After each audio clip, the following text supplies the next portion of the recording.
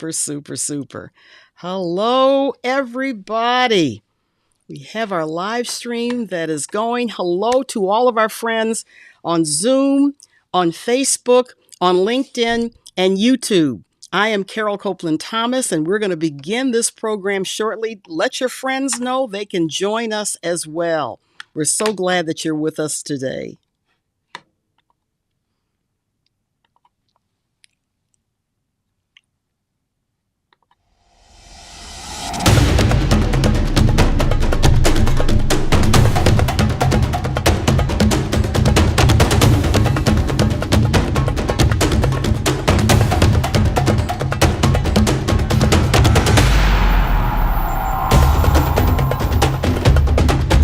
You can hear that music. Put your thumbs up. You can hear the music. Put your thumbs up. Awesome. Thank you. All right. Good to go.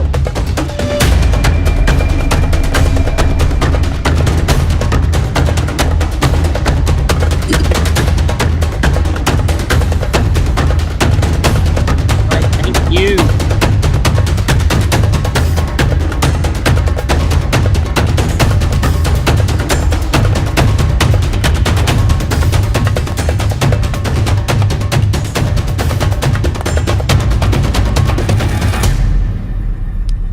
Hello, everybody. Whether it's morning, afternoon, or evening, we are really glad that you are with us today.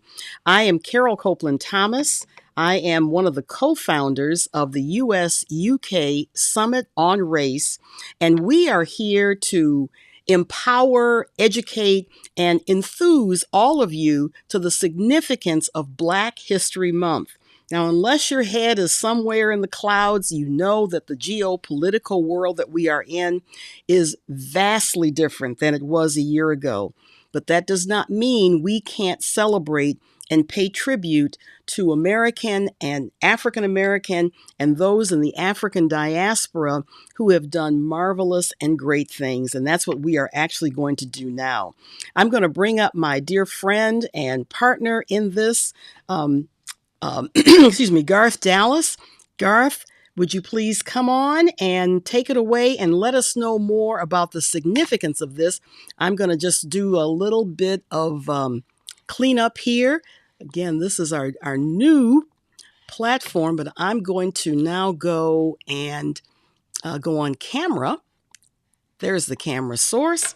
And I'm going to ask my dear friend Garth Dallas to come on and join me in welcoming all of our friends who are here from around the world to our US UK Summit. Garth Dallas.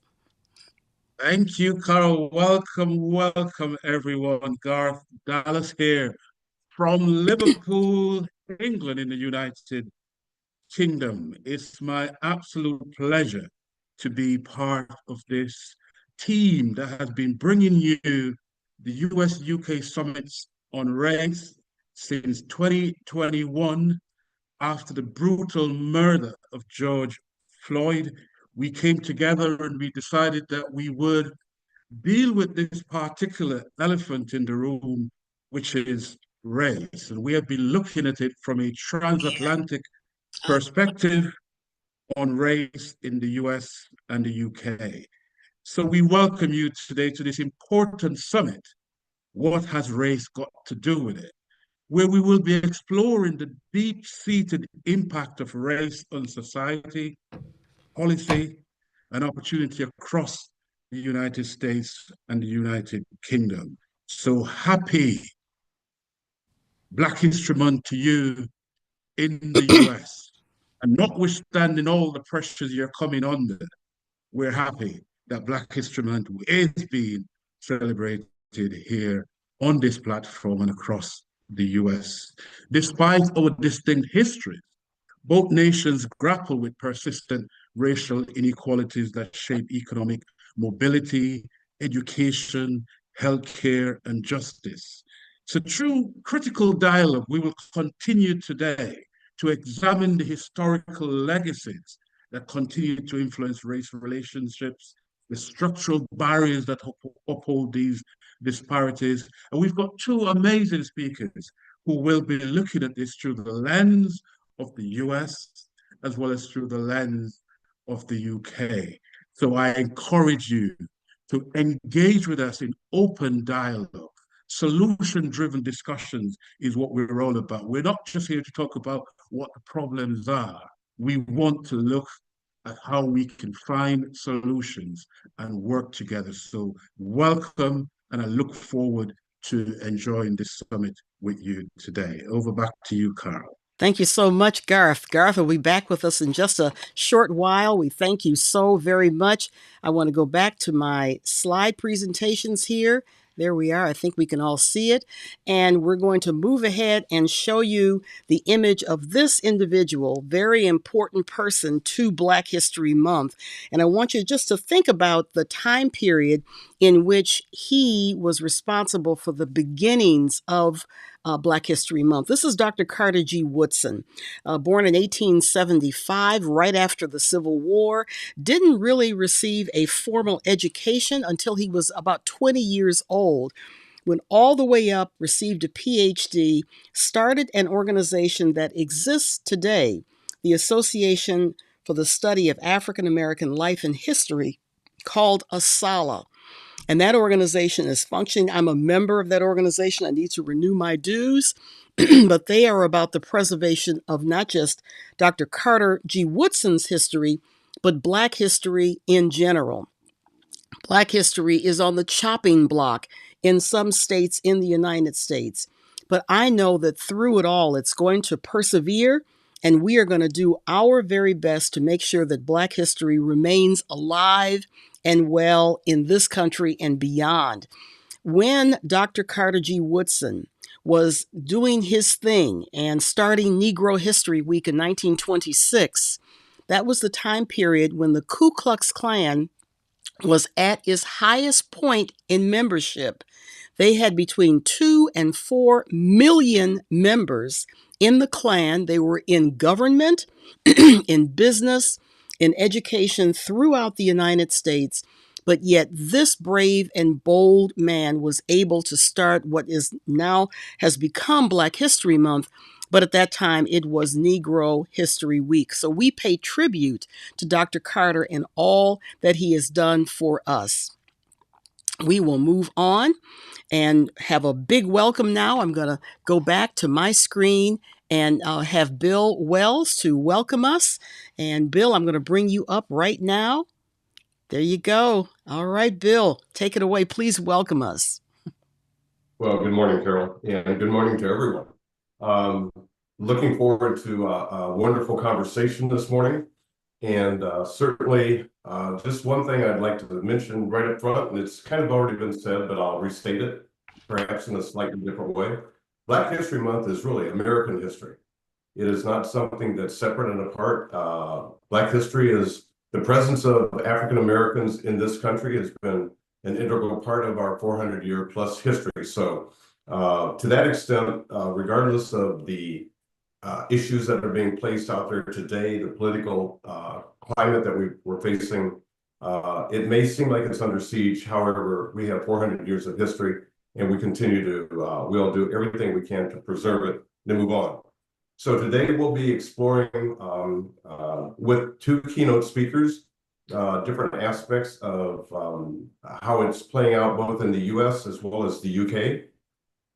And so we're going to have an active engagement with our audience as well. You will have an opportunity to submit questions via the chat, and we'll be monitoring those as we go along. And we'll make sure that we get to as many as we can.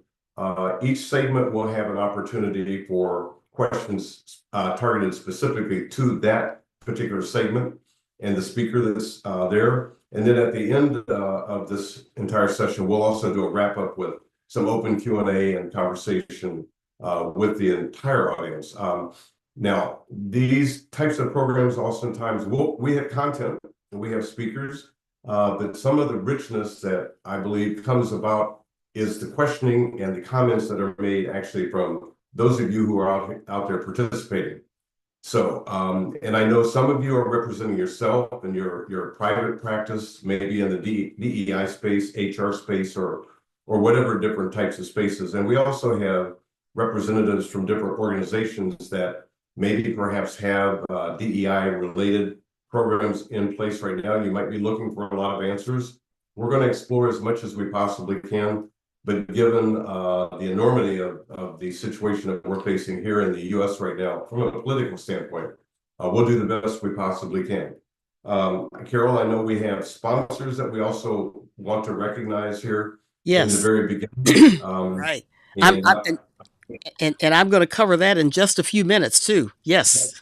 okay. All right. Alrighty. Thank you, Bill. So, All right. hmm? Thank you very much. Thank you. We're going to bring you back in a few seconds. Okay. All right. Thank you very much. All right, Bill Wells, we are going to go now. I'm going to add myself and going to go back to our slide deck. So here we are as Bill has prompted us.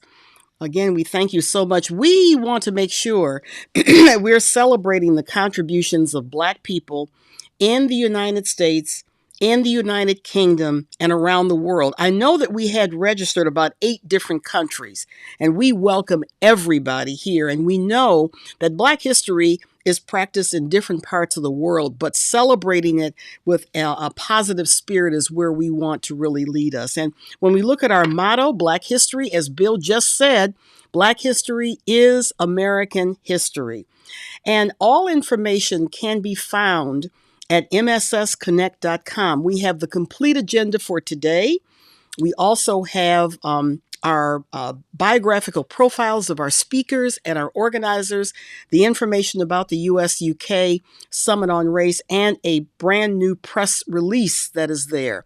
So please go to mssconnect.com and give us the information, get the information that you need about the US-UK Summit on Race and the information from today's experience.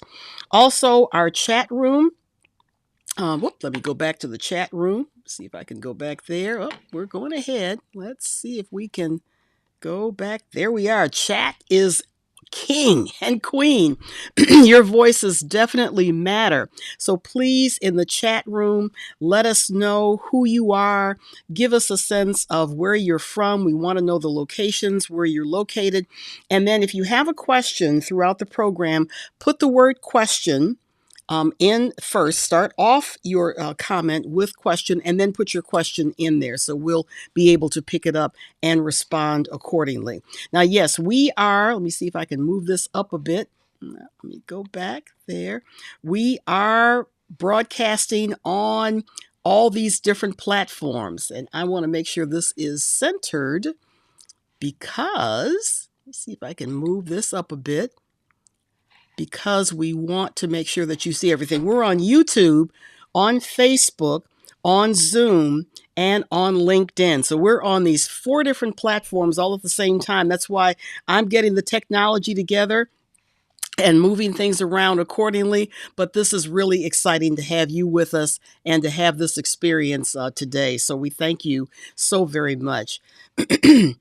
And there. All right. This is our agenda for today. Our welcome messages are being given at this time. We'll have our keynote address, the first one in just a few minutes. Then we will have a second half with our second keynote speaker, Q&A at the end as well. And then hopefully you'll have your marching orders in terms of what you need to do and the things that you need to make happen as a result of this experience. We thank our sponsors, as Bill has said earlier. We thank you so much. We couldn't do this, especially now, had it not been for our sponsors. That includes Meet Boston. I know they're in the house. Thank you so very much for being our lead sponsor. We do this. We're able to move ahead despite the headwinds, the naysayers, the anti-DEI individuals. We thank our sponsors for sticking with us. Meet Boston. Loomis Sales, thank you so very much. State Street Corporation, we appreciate the support you give us. Eversource Energy, thank you so very much. Eastern Bank, Boston Medical Center, the TJX companies, that includes Marshalls, TJ Maxx, Home Goods, etc., and Lurie Davis Wealth Management. He is an African-American business owner, has been very successful and very supportive of our activities. So thank you thank you to our sponsors. Now, we have a video we want to show you to give you a little bit of a teaser on what is Black History Month and how did it get started. And I want to do something in Zoom to make sure you will be able, I know you're now seeing my Zoom audience. That's quite all right. I want to make sure you're able to hear, but I think you are. If you're not able to hear this video that I'm going to put up now, please just put it in the chat, but I think you'll be able to hear it. Yep. Every February, the United States and Canada recognize Black History Month, but its founder hoped for a different future for Black history. Carter G. Woodson, the Harvard-educated historian who established Black History Month, hoped Black history would become so ingrained in American history that Black History Month would be unnecessary. But in 1926, when he began Negro History Week, the second week in February, he had two objectives: to prove to white America that Blacks had played important roles in the creation of America and deserved to be treated equally as citizens, and second, to increase the visibility of Black life and history, at a time when the media was portraying the Black community negatively with anti-Black racist imagery, like Black caricatures, blackface minstrel shows, and films like the 1927 hit The Jazz Singer. In 1976, Woodson's Association for the Study of American Life and History, which sets the annual theme for every Black History Month, lobbied for Black History Week to become a month, and got President Gerald Ford to make the first proclamation. Every president since then, except for Donald Trump, has proclaimed the new theme annually. Congress officially recognized Black History Month in 1986.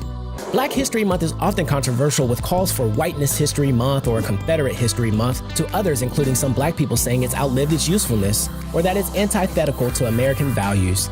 But despite the official designation, there are no federal requirements for teaching Black history in school curriculums. And on an average, less than 9% of history class is spent on Black history. In some states, it's completely ignored. And that's a brief history. Hey, thanks for about Black History Month. Again, put in the chat yes if you were able to hear that video. Even our friends on Facebook, LinkedIn, and YouTube. I believe the answer is going to be yes. Thank you so much. Here is another quick video from my favorite president, President Barack Obama. It was from his foundation. Thank you all so very much. And I'll give you a little tidbit about someone who's going to be in this video who is now near and dear to my heart. So here we go. Black History Month celebrated by the then President Barack Obama. Hello, everybody.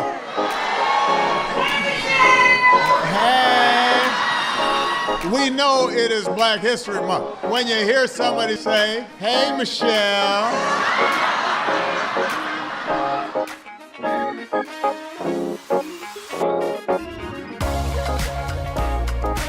from our earliest days, Black history has been American history. We're the slaves who carried the stone to build this White House, the soldiers who fought for our nation's independence. African American culture has profoundly shaped American culture in music, in art, literature, in sports. Through dance, they have told the stories of who we were, who we are, and who we can be. Still dancing at 106. And during Black History Month, that's really what we celebrate. We celebrate the people who have shaped our heritage. We remember those who struggled for our rights and our freedoms, and we reflect on how far we've come and how much farther we have to go. 1 month a year is not sufficient to celebrate the power of a movement. That's something that we have to do, each and every one of us, every day, living up to their example, then handing it on to our children and our children's children.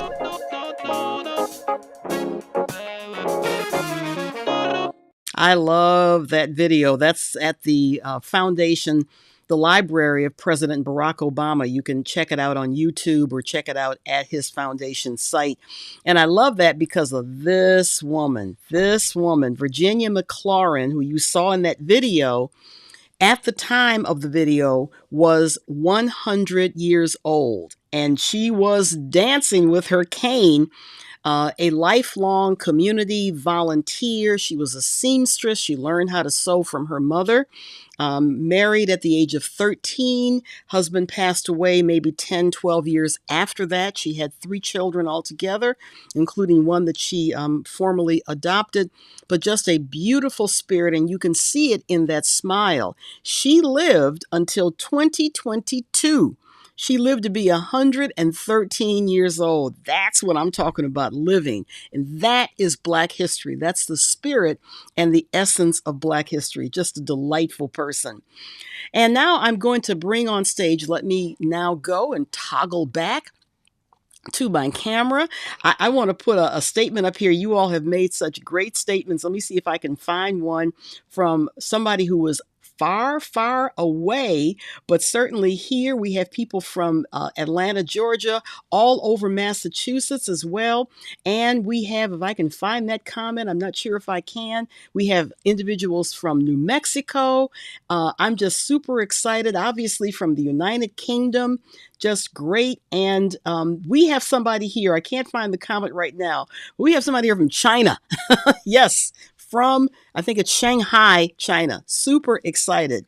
And so now let me go on and bring my good friend, Bill Wells, back on, who is now going to introduce our keynote speaker. Bill, take it away.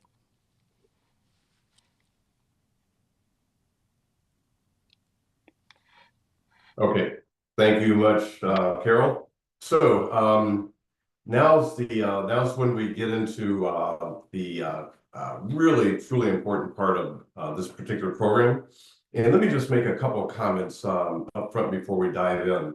Whether we're talking about DEI or affirmative action, sometimes I think that people and organizations have intermixed the two from time to time. And I know throughout my career as a DEI practitioner, I have done as much as I can to make sure that people understand that this is not about a social program. It's not about looking for remedies per se. DEI is a business strategy. It's an organizational strategy, and it's something that's intended to address the people, the culture, the marketplace. So it's an internal, external process that really is in place to, if done properly, to advance organizations forward. Now, different individuals on the call, I'm sure, have had different levels of engagement within their organizations or even on a personal level. And so while we won't try to solve world hunger today, we'll attempt to dispel some misguided notions or myths, if you will, about what it is and what it isn't. One thing that I will say is that we have a political situation going on here in the U.S. There's no sense in hiding behind it. And it is an attempt to dismantle DEI, at least at the federal level. And so Black History Month also, is, from what I understand, has been stricken from many of the federal agencies. They are not allowed to recognize it. But I also have heard that it's about dismantling Women's History Month, which is in March, and all other subsequent LGBTQ, the Pride thing. So we're having a broad sweeping pushback on DEI. So when in fact we talked about DEI, what has race got to do with it, I believe that the discussion today will help you understand how we came to that title. So I'm going to wrap up my comments at this point because I'm excited to have an opportunity to introduce to you one of my dearest friends.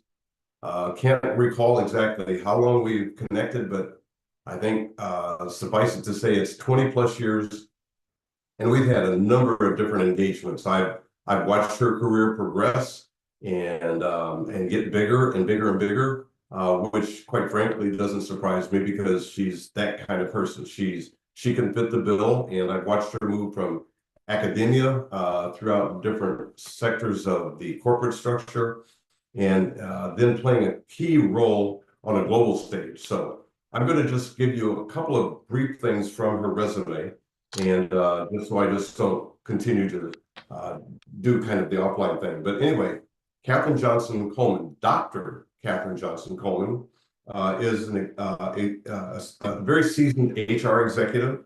She has expertise in the talent and culture transformation sectors for Fortune 500 companies. She's led large-scale transformation initiatives, talent practices, analytics. Her career has, her most recent career was as the Senior Vice President and Chief Talent/Diversity Officer at 3M. We all know that 3M is a global innovation company. So Catherine led the charge on both talent and the intersection with diversity. She's had roles with SuperValue, which is a large grocery chain throughout the U.S., headquartered here in Twin Cities. She's been at the University of Minnesota, also the William Mitchell College of Law.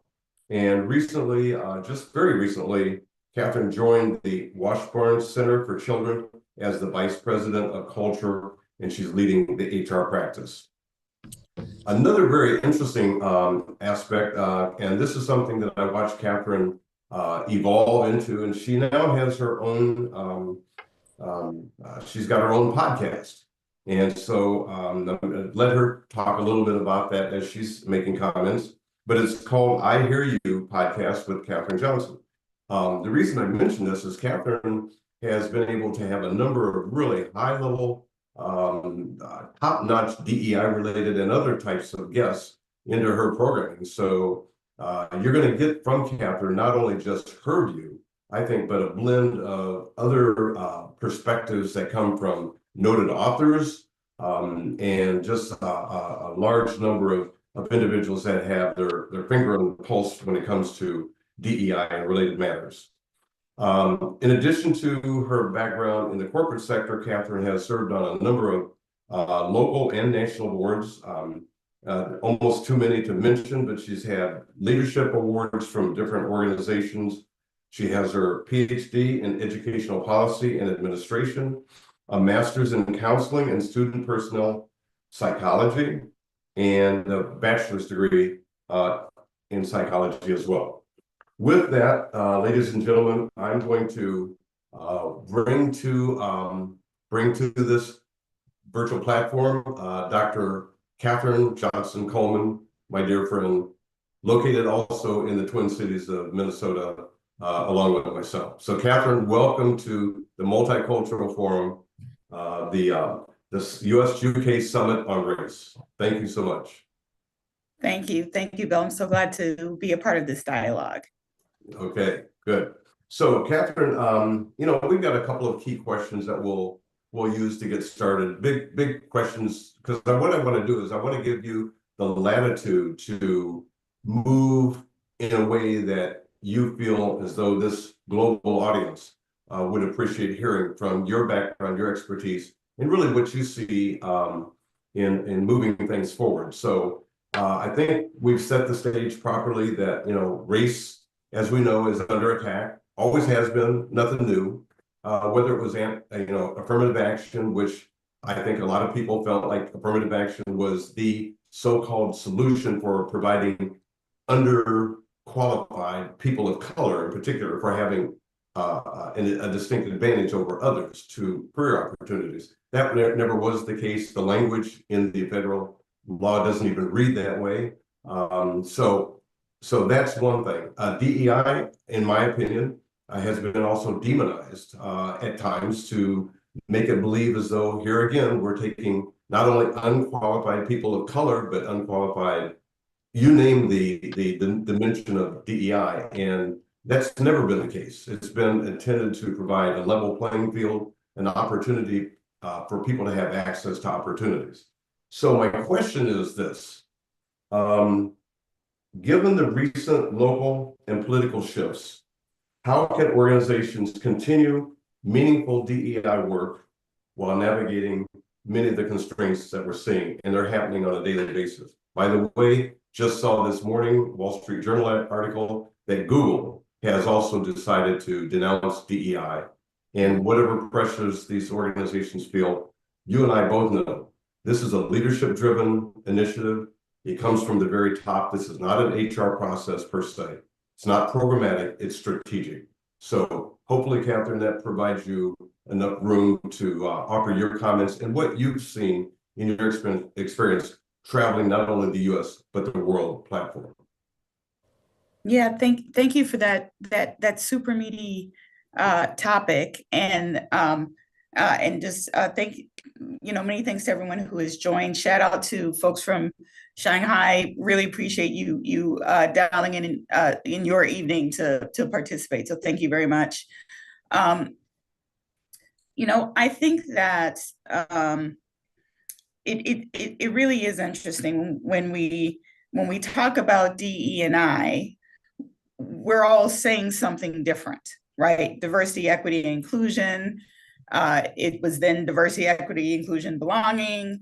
It was, it's kind of a little bit of a word salad to be honest. And at the end of the day, it is it's been unfortunately used as a mechanism for rhetoric, a mechanism to target. And I would say, make no mistake that at least in the U.S., our topic here is, what does race have to do with it? And the first thing that popped in my head was, right now, it means it has nothing to do with it, because our current administration is coming for everybody's neck, not just my neck, so anyone who is not white, able-bodied, and rich, we're all in it.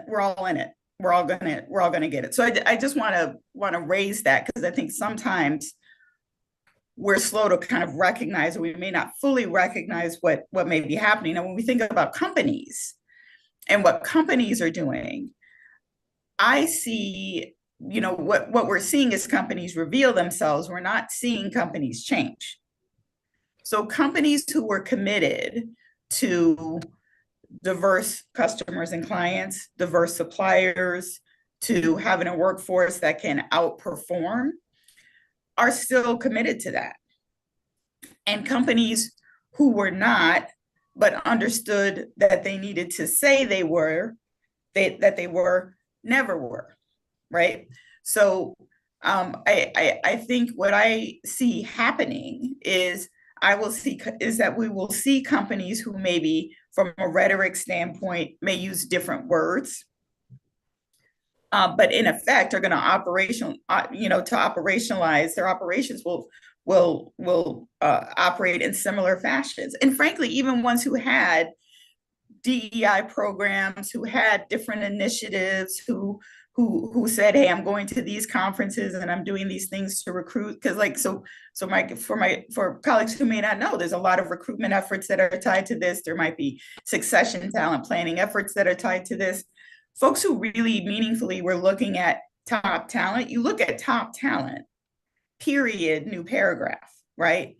Folks who were trying to check boxes were checking boxes before, and now they just don't have to check the box. So I think it is an element of kind of revealing oneself, or companies kind of revealing themselves. What can organizations do? I think one of the key challenges in the DE&I narrative is that, and I mean no disrespect to any practitioner. I don't mean any disrespect to any company or organization. I'm just looking at output, right? Is that it never actually was part of a strategy, right?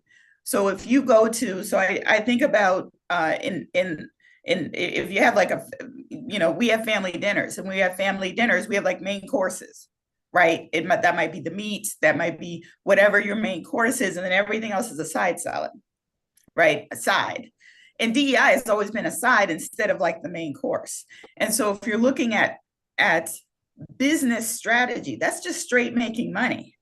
Who are the majority of people in this country are people who reflect elements of diversity. So don't you want them buying your products?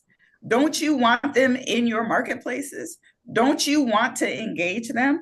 How better do you engage them than engaging people who are from those communities, who can speak, who can give you insight, right, into what is interesting, what's important, what I might purchase. And we've never actually, I wouldn't say we holistically, but I would say there are very few companies, that's what I'll say. There are very few companies who really genuinely, authentically looked at the business piece, right, of diversity and saying, look, regardless of your political view, regardless of what you think, this makes good business. It just makes good business. It makes dollars and cents.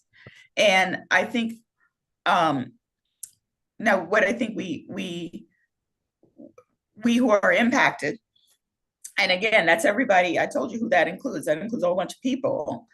You know, we do have to start doing things like shopping with our dollars. We do need to start owning our power here and saying, you know what, I'm maybe not going to, you know, I might not shop at Target. Yeah, I said it. I might not shop at Target. And my little not shopping at Target might not make a difference. But a whole bunch of people not shopping at Target will make a difference, right? So I think, I'm sorry, it's a little bit of maybe a regurgitation of different thoughts in my head, but to summarize, I think companies that are already engaged and already have a business line of sight to how this impacts their bottom line, they're going to continue because they want to continue to make money. Companies who were not truly invested in reaching diverse constituencies, reaching diverse markets, will continue to not be committed to it. And they frankly weren't committed to it before. There were some optics, right? And so really making it a core part of the strategy versus like a side salad is what companies need to do. And any for-profit should be doing that because you want to make money. For-profits are named that for a reason. That's right. Well, very, very good points, and yeah, no argument on my point. And Catherine, you and I have talked about this on and off over the years. There's a phrase that oftentimes we've heard, and that's diversity is America's superpower. You know, and in the context of what you just said, diversity meaning having the types of talent in your organization that understands the needs of your marketplace, because at the end of the day, you're in business to sell a product or service or provide something. And the world is changing. So it's not a monolithic society. It's not a monolithic population. Mm-hmm. And therefore, the need for having talent, like you say, the top talent. The question is, when we say top talent, what do we mean when we say that? And you know, we've had discussions around that as well. To me, the best talent is those who can help you fulfill the business case for DEI, if you will. And I say purely the business case, as you say, whether you call it strategy or programmatic or whatever, I don't want to get into that discussion. But at the end of the day, it's good for the business, as you said. So from that standpoint, I think, you know, you're really hooking into the essence of DEI as a what's an acronym? We know that right now it represents, but it has always changed. It started off with affirmative action, moved to multiculturalism, pluralism, and like you said, it doesn't matter what you call it. It's about having the best people in place to help run the business the best possible way for the best outcomes. So I'll just leave it with that because I know you've got other ideas and things, you know, that we want to make sure that we get included before we start to shift over to some additional commentary from our other speaker. Mm-hmm. Well, maybe just a couple of things on how DE&I has changed and kind of evolved over time. Mm-hmm. You know, there's such an intolerance for that change, isn't there? Right? There's a lot of intolerance for that. There is, well, first you said it was diversity, right? So that's, you know, do you have apples or do you have oranges or do you have bananas but now you're saying it's not diverse. It's not that, it's equity. So now you got to have the same or an equivalent amount, right? Of people, right? A commensurate amount of people. Wait, now you're talking about inclusion. So wait, now you have to actually feel included. It's not good enough to just be there. You actually have to feel included. And the amount of dialogue and feigned confusion around that evolution is not, you know, it's deliberate. You know, it's deliberate. These are not challenging concepts. I wish they were more challenging. They're not challenging concepts, but there's just this resistance, this intolerance for the fact everything else can evolve. Like a market strategy can evolve, a talent strategy can evolve, a business strategy can evolve. But when you put diversity in front of it, or you put something that has to do with with diverse perspectives, there's this intolerance and this need to be really, really rigid. And that rigidity is about not facilitating a space where things can kind of grow and evolve, because everything needs to grow and evolve. So and then we kind of get lost. And I think DE&I, frankly, as I don't want to say it's been diluted, I want to say that it's been expanded. And so DE&I now includes lots of people, not just African Americans, not just Latinos, it includes lots and lots of people and lots of identities, right? Which is great. But then when DE&I is under attack, it tends to only apply to African Americans, I notice. So, and sometimes Latinos. And so I think that's in the US kind of an interesting and maybe disruptive, unsettling reality. The other thing I do want to touch on is, you even mentioned like the world has changed, and you're exactly right. It's not even changing, it has changed. Gone are the days, like it's such an antiquated point of view that we would think like that we could look at a person and believe that we know what's important to that person because of how they look. That's an antiquated point of view. It's very, very antiquated, right? Just because I come in this covering, this shape, this form, you don't know what my concerns are. I could be concerned about any range of things, but we still make those assumptions. And the world is even in a US context, it's not US anymore. We are a part of a global community. We are part of a global community. It has long been past that we can just kind of operate in an isolationist. We don't make anything. We don't grow anything. We don't buy our own steel. We do nothing literally by ourselves. And so like the idea that we are not part of a global society, we're not part of a global community, is also antiquated and also dangerous. I would also say it's really dangerous because we're not understanding.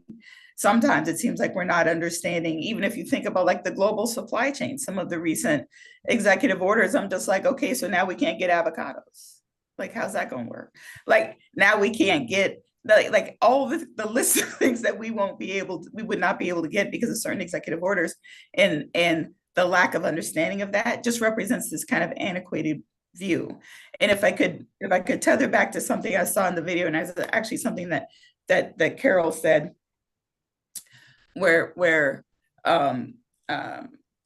when Black History Week was founded, 2.4 to 4 million people were a part of the Ku Klux Klan, KKK. And I thought, like, I intellectually knew that, but as I thought about that, I thought, so there were many fewer people in the world back then, in the US, first of all, right? So think about that. Those people didn't just go away. Their families didn't just go away. Their ideologies didn't just go away. They didn't just all of a sudden flip and say, hey, we were wrong. So those ideologies run deep, and they run through the history of our country, of my country. And I love my country. I wish my country loved me as much as I love my country. But I love my country. So, it's something we have to kind of remember, because I think sometimes we forget. And I know we're coming up on time, so I do want to maybe close on one thing. And it is, and it's really about how we all need to continue to think about ourselves as part of a broader community, a global community. And it's a quote, and many of you may be familiar with it. It's from Martin Niemöller. And Martin was a Nazi sympathizer, and he was an advocate of Adolf Hitler. And he ultimately was sent to Dachau.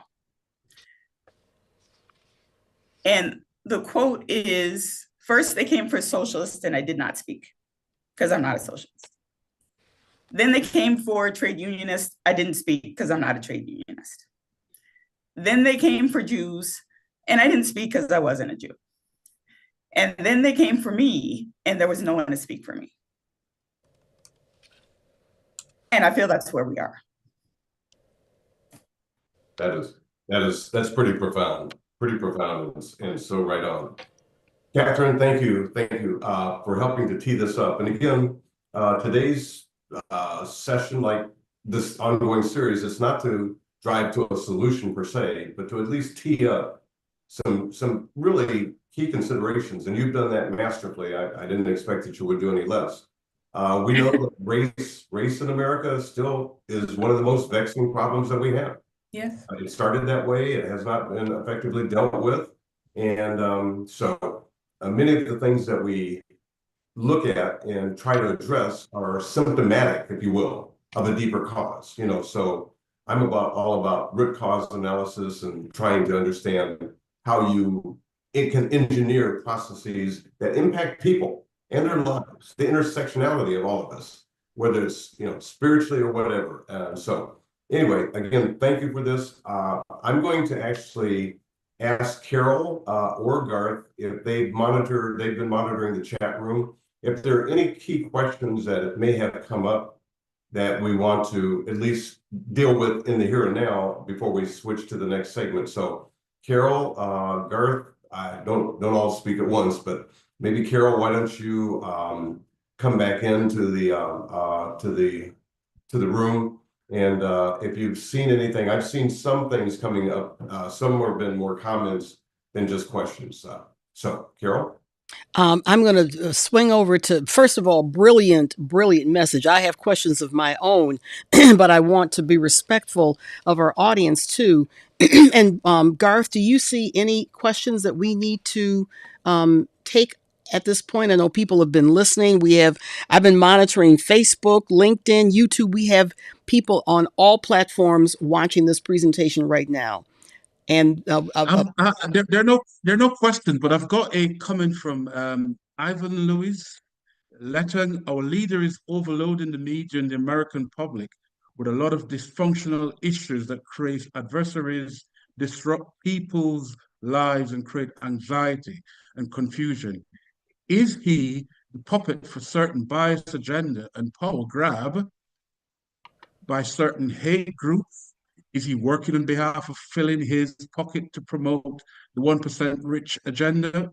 In other words, what is your view as to what President Trump is doing at the moment in his disruptive force around D&I and associated issues? Dr. Coleman. Well, he's doing what he said he would do.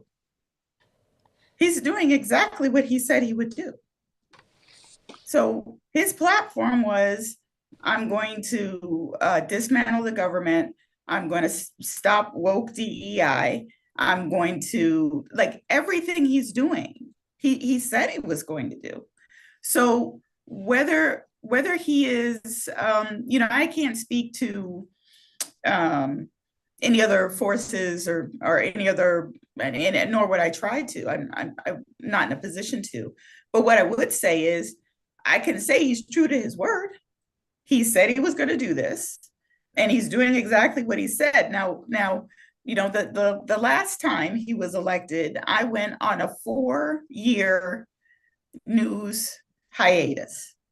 I didn't watch news. I would read, but because I just couldn't manage the rhetoric. I couldn't manage it. We're in a space and place now, and the kinds of things that are happening, it doesn't make, I can't do that now, right? I have to stay current with what's going on a little bit more readily. I think for each of us individually, we have to think about how we are practicing our own resiliency. And what I mean by that is, there are things we simply cannot control, and we cannot obsess about things we can't control. We just can't. We can focus on the things we can do. And I think as long as we focus on what we can do, then we make that progress. And whether that is different types of community engagement, whether that is letter writing, whatever that is for you, and being sure that you're taking the space and the time to take care of yourself, because this is a time where when you're hearing so many negative things, and there's psychology and biology behind this, right? The more you say things, the more you hear a thing, you start to believe a thing. Even if you intellectually don't believe it, you start to believe it. So you really have to protect what's going in, and you have to be really mindful about what's coming out of your mouth as well. So that would be my guidance. And I also saw a couple of people asked about the podcast. I dropped a link in the chat. I'm on all the platforms. I Hear You with Kathryn Kuhlman.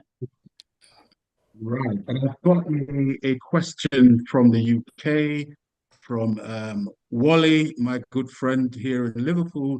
In view of the eloquent delivery of Dr. Kathryn, what does she think of US future in the next 4 years?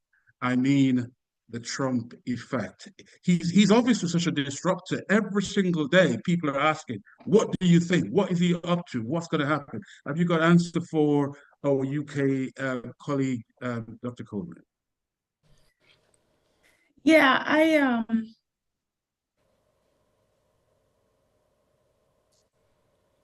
so the question is, what do I think the effects will be, or like the after effects? Is that right? Yes. I do not know. I think, frankly, part of it depends on us. Part of it depends on what we do or don't do, what we're going to allow or not allow. If we're going to, the one thing that I know is that when people mobilize, when people come together, there's nothing more powerful.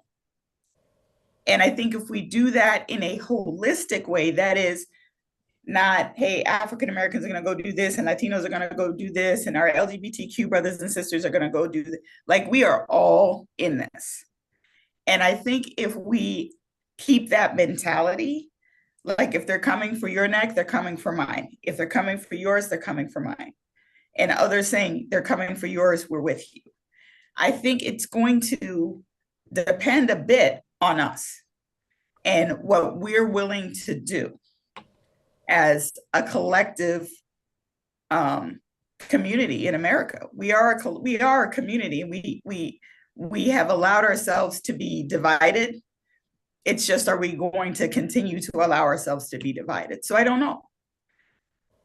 Yeah, and I've got two questions that I'll bring together, linked.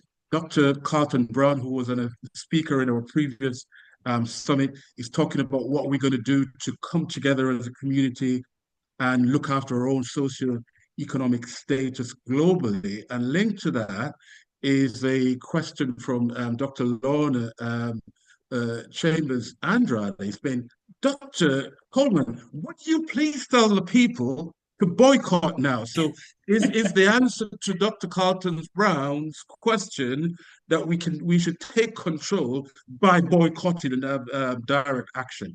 What do you think about that?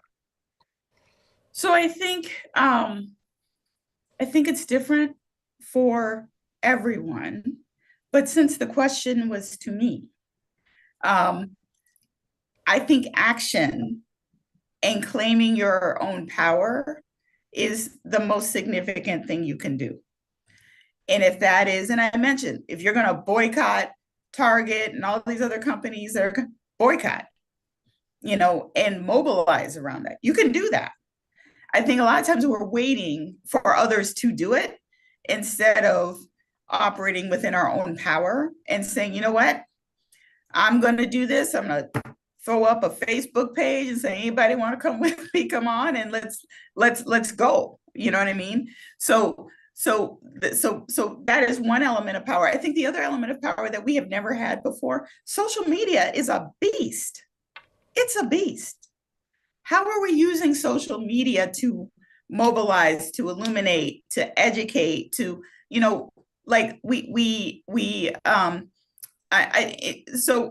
what I'm saying is, I think there's not just one answer. I think it has to be multiple answers. And I think that's likely one answer. It's one thing I'm doing, right? For certain things, right? So that's one answer. But we're going to have to take, just like is being done, I would say, to us, we have to take a multi-pronged approach to this, right? And how are we leveraging social media in a really intentional and a really deliberate way? Like, I think about my nieces, they're monsters on this thing, right? They're monsters on it. Like, what could we be doing, right, a little bit differently? So I would say yes, and we should be doing other things as well. Okay, thank you very much. I'll hand back over to Bill Wells to close out this section. Apologies if questions haven't been answered. We can still come back to that later. Okay. Before you start, I just want to add, I can't find the link. Some of our wonderful folks who are here from near and far may be able to find the link. There's an organized effort going on that will start later on this month. I believe it's later on this month, it's going to start in March. And it is specifically against Target as a first stop on the list of the other companies that have removed or just walked away from DEI. It is being partially sponsored by the U.S. Black Chamber of Commerce, and was announced and elevated in churches like Reverend Jamal Bryant, who has a very large Baptist church in Georgia. He actually was the son of an AME bishop. His roots are in the AME church, but he now pastors this large church in Georgia. Their point is they're giving Black vendors, brown vendors, time to settle their affairs and either move their merchandise elsewhere or go to other platforms where they can sell their merchandise before the boycott starts. Also, it's a 30-day period where there may be some negotiation where Target will come back to the table and we'll talk to civic leaders, Black leaders as well, and this thing can be put off. But it is a planned strategic boycott that starts in March, lasts for 40 days. And again, the impact is we don't want you to walk away from DEI, but it is a very strategic measure. I'm probably going to participate because of the way it's being done, where it's not going to hurt those vendors who need to have that kind of visibility and distribution in companies like Target. So if you have that link, please put it in the chat. I would really appreciate it for all of our friends on all the platforms. Bill, take it away. Okay. So, well, Catherine, what can I say? You did not disappoint. All I can say is that I wish we had the opportunity to allow you to continue to expound. You touched on a number of key things. And the one thing that I picked up, and I try to boil all this down, it turns into action versus reaction. Of course, we're all reacting as individuals. We're reacting psychologically, intellectually, the whole thing. And I think, as I've seen in the chat also, people are tired. People are tired of the tax. And okay. So the power is within the people. It's not the government. It's not even the leader. The power is within the people. And it reminds me too, Catherine, and I know I heard you in and out of this discussion. Action is nothing new to us, particularly those who have been oppressed. We are here today having this discussion because those who look like us, our ancestors, continued to fight to push forward, despite Ku Klux Klan, despite any government things. We've had Reconstruction. We've had all those things that have attempted to literally rewrite our history and just dismiss us. But still we rise. I mean, to use Angela, the famous quote, still we rise. So again, thank you so much for your insight. I know that we capture all the questions and such. We can do that because this is being recorded. Sorry that we can't answer or address everyone's questions, but we'll figure out a platform maybe that we do some kind of follow-up, whatever. So could I say just one last thing? Sure. So I was told, someone said something to me recently, and I want to share it briefly. And that is, everything that's happening now is designed for us to lose hope. Yes. Yes. We cannot lose hope. That's right. Thank you. You're absolutely correct. Hope is the motivator. Hope is the drive. Hope is the human spirit. And I know the people that are on this line, I don't know them all individually. They're here for a reason. I know a number of people are here because they have the right spirit. They have the right heart spirit, the right human spirit. So with that, great closing remark. Thank you so much. I'm going to actually ship this back over. We're going to conclude this segment. And yes, somebody says, keep hope alive. That's absolutely correct. A most appropriate statement. We're going to take a short break. I believe at this point, we're at about the 12 o'clock hour. Well, 12 o'clock East Coast time, 11 o'clock. And I think we're just going to take a short break. And Carol, you have something, I believe, that's teed up for that. I And do. then we'll move into the next section. So thank you again for everyone's participation, especially all the key questions that I'm seeing that are coming through. This has been great. Catherine, thank you, thank you, thank you. Thank you. Please give it up for Dr. Katherine Johnson Coleman. Whoa, you stirred us up the way we need to be stirred up.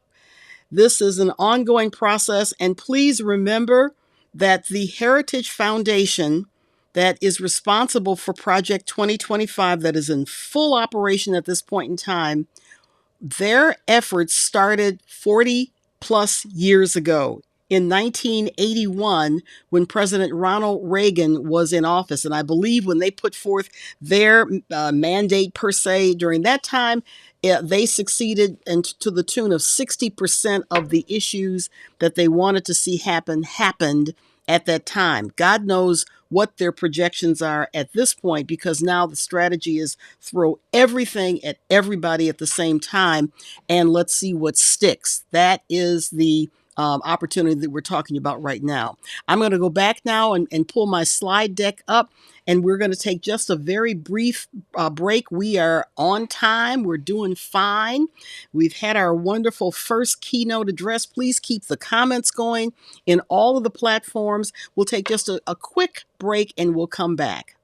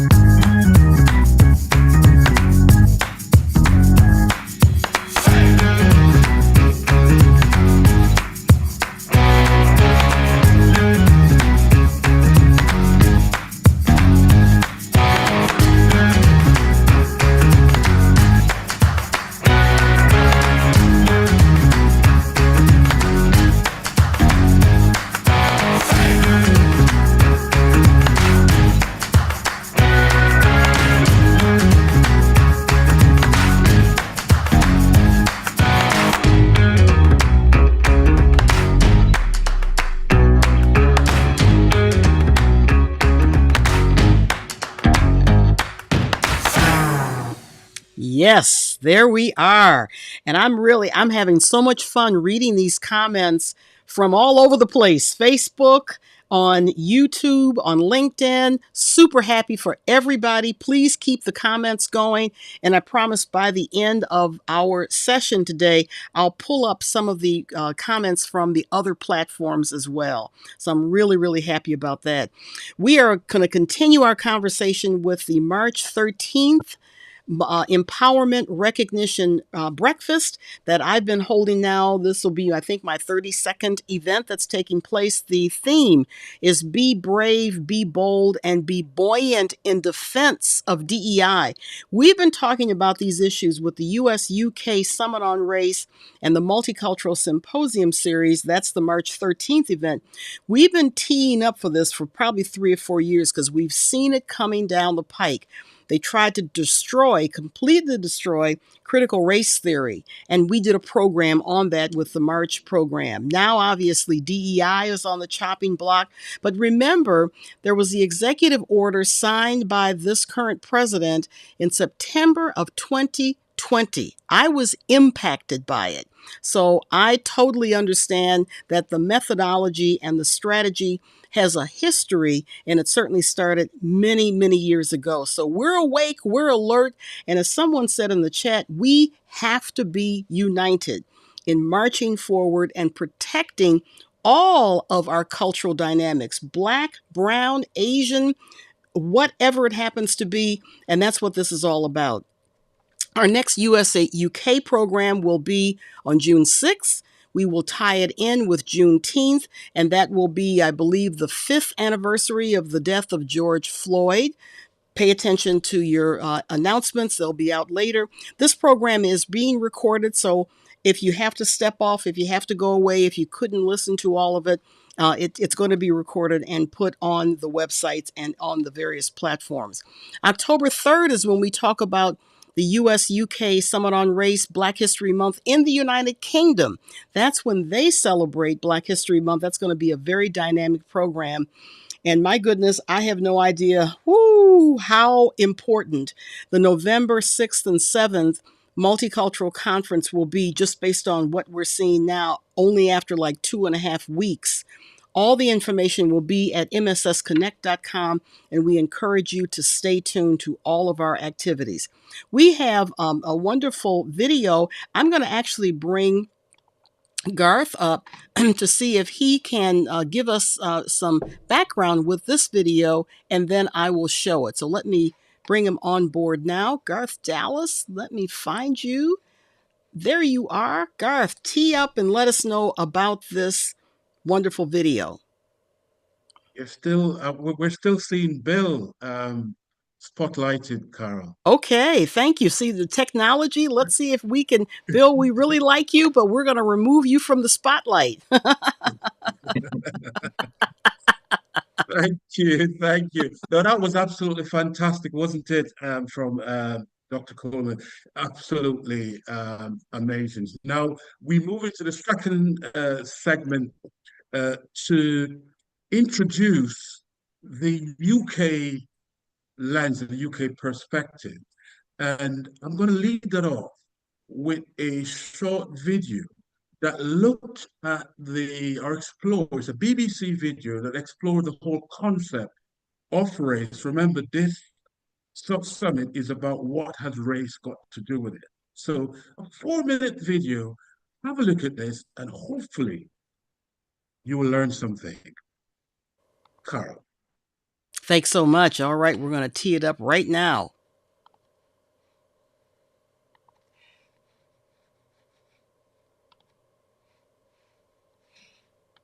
I think we have a lot of preconceptions about what race really is. What is race has changed dramatically through time. There is no official scientific definition of race. You spotlight it, Carl. Can you see it now? We're all different. Oh. I was aware that I wasn't white. The teacher said, no, Tessa's something else. And everybody's eyes are on me and I'm a really shy person. She said, well, what are you, Tessa? A lot of people imagine that there is some biological tangibility to race because we use it so much. Race really is a social construct, but just because something is a social construct, that doesn't mean it doesn't have meaning in people's lives, like money, or the nation state, or democracy, or all these other things that define how we live. Okay, I'm hearing that you can't see the video in Zoom. Okay, Garth is being spotlighted. Okay, thank you very much for that. Let me remove you from the spotlight, and I think now we'll be able to show the video. I believe I have solved the problem. And please, in the Zoom chat room, please let me know if you see this video. I think the answer is yep. Great, thank you. All righty, appreciate that. Here we go. I think we have a lot of preconceptions about what race really is. What is race has changed dramatically through time. There is no official scientific definition of race.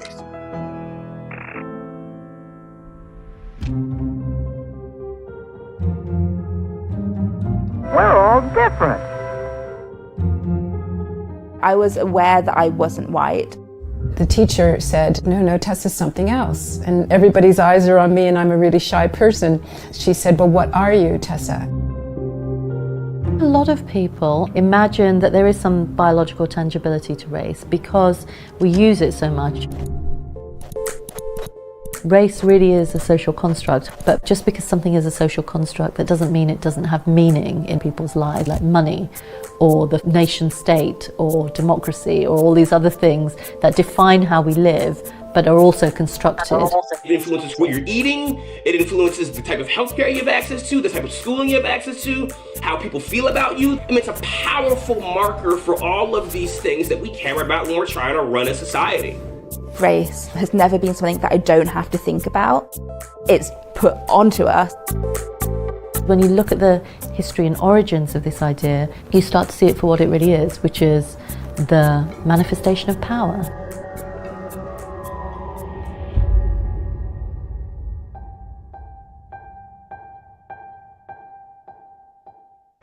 People imagine that people have always thought about skin colour in this racialised way, and we really haven't. That idea is no more than a few hundred years old. It's not really until the age of colonialism in the 17th century that you start getting the idea that each continent has its own individual kind of people. It arose in a very specific moment in history.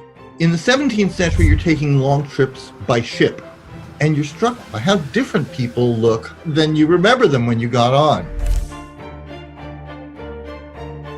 So this is the first edition of Systema Naturae, so the systems of nature. And for man, Linnaeus distinguishes 4 varieties. These varieties correspond to the 4 continents. Where it really changes is in the 10th edition of Systema Naturae. This is the foundation of scientific racism. He brings in moral character, so the American is red and choleric and stands up straight. The European, white, sanguine and muscular. The Asian, sallow, melancholic and stiff. And finally, the African, black, phlegmatic and lazy. So these stereotypes have endured through the ages.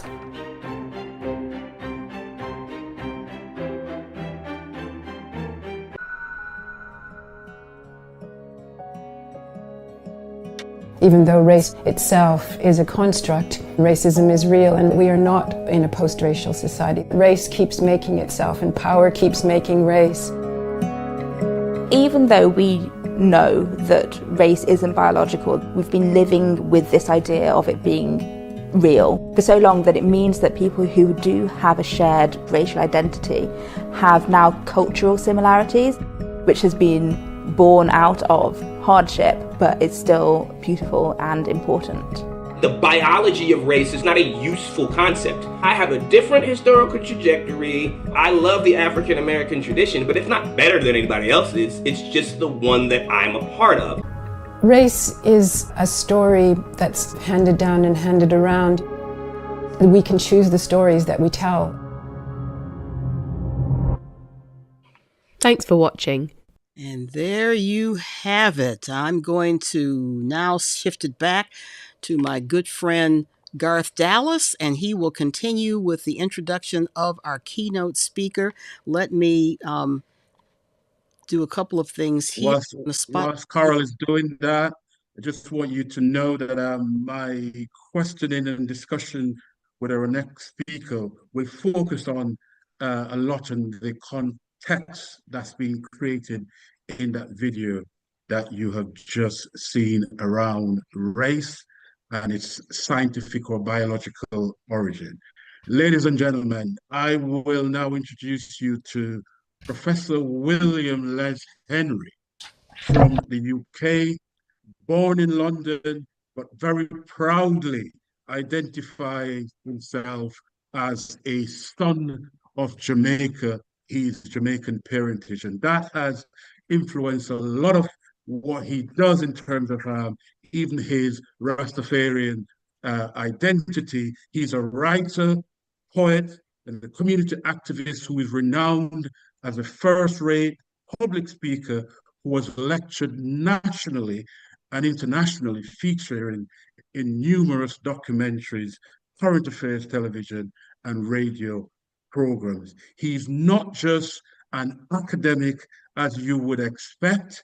He came back to tertiary education later in life, but he has absolutely excelled in his field as an academic, and he's one of the few Black professors in the UK, and we wrap him in cotton wool because we value him so much in terms of what he represents to the Black community in the UK.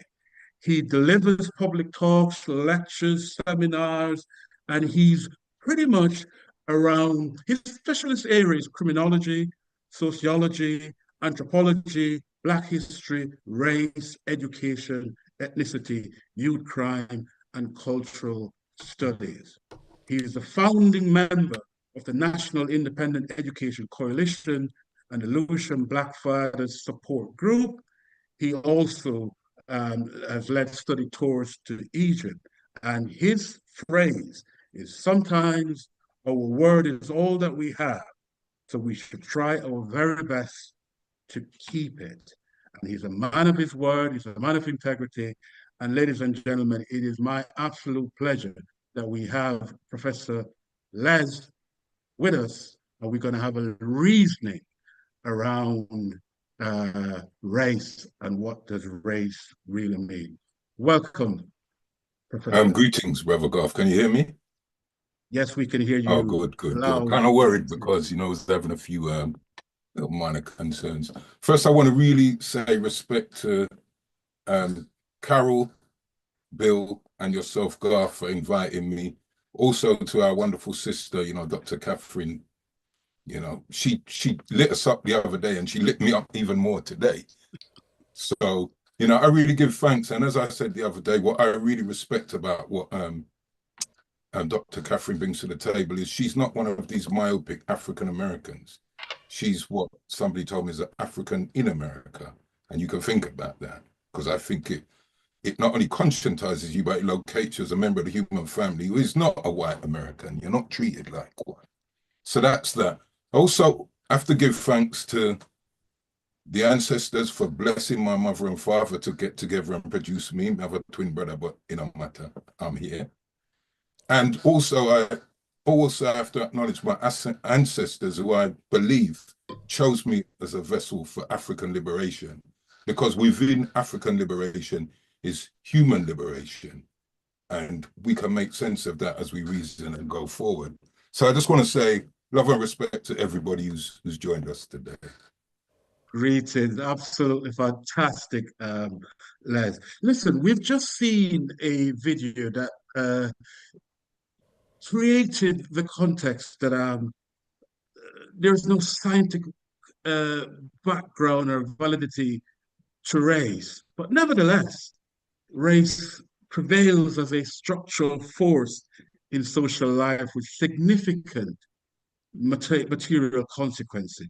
We know that here in the UK recently, there has been various studies and reports done about the fact that we're now living in a post-racial society. What do you think of that, Les? Do you believe that we're now in a post-racial society, notwithstanding the context that race is a social concept, but nevertheless, as the video said, we still live with it, and we live with the consequences of what that scientific issue has led us to? So, because I know we haven't got all day, but post-racial is just a complete nonsense. It's mythos. And for me, if we want to frame, and one thing I have to point out that I actually learned today, and I give thanks to Carol, I didn't realize that the Senate only basically acknowledged, Black History Month in America in 1986, because we got it in 1987 in the UK. And I never really knew that, so I give thanks for that, because it gives a different perspective in my own reasoning.